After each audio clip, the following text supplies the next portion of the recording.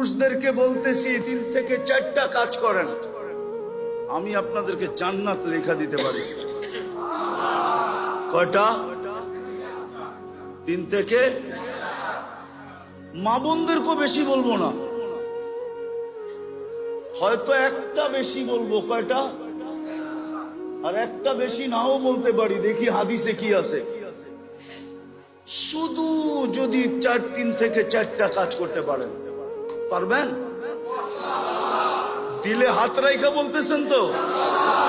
হ্যাঁ, কঠিন কিন্তু হবে, কিন্তু মিলবে কি?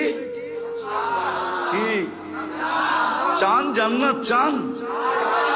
লোভ লাগছে একটু? হ্যাঁ, হায় হায় হায়, চিরদিন মিলবে, চিরদিন সুখ আর সুখ, শান্তি আর শান্তি, মজার মজা, ফুর্তি আর ফুর্তি। আমার তো আজকে মন চায় যদি পারতাম তাহলে আমি জান্নাত নামায়া আপনাদেরকে চোখে দেখায় দিতাম, এই দেখো জান্নাত, নাইলে পর্দা সরায়া দেখায় দিতাম, সর ছাপ, আমি আজকে এদেরকে জান্নাত দেখায় দিতাম। যে এইখানের মানুষের লোভ লাগুক জান্নাতের, এরা মনকে বুঝাক। দুনিয়ায় তো আমরা সামাজিক ভাবে কিচ্ছু পাইলাম না, রাষ্ট্রীয় ভাবে কিচ্ছু পাইলাম না, সোসাইটিগত ভাবে কিচ্ছু পাইলাম না। আমরা তো সারা জীবনই বাসমান রইলাম, আমরা তো বাঁচতে বাঁচতেই একদিন কবরের কোলে চলে যাই। হয় আমরা জান্নাতটা আজকের থেকে আর হারাবো না। পারবেন অঙ্গীকার করতে?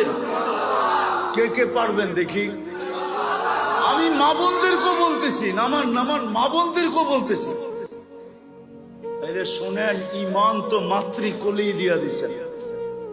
আমরা সব কি মুসলমান, ঠিক না? শুধু মুসলমান না, আমরা উম্মতে মুহাম্মাদি। আমাদের গ্রেড অনেক উপরে। সমস্ত উম্মত এক করলেও আমাদের সামনে বিন্দু হবে কিনা সন্দেহ আছে। আমাদের মর্যাদা এত ঊর্ধ্বে। কোরআন বলে খায়রু উম্মাহ, আর খায়রের তরজমা আমি হাদিস দিয়া করতেছি।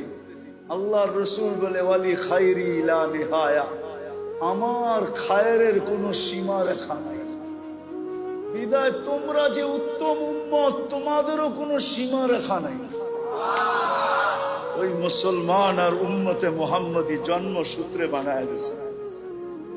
বলি না আলহামদুলিল্লাহ।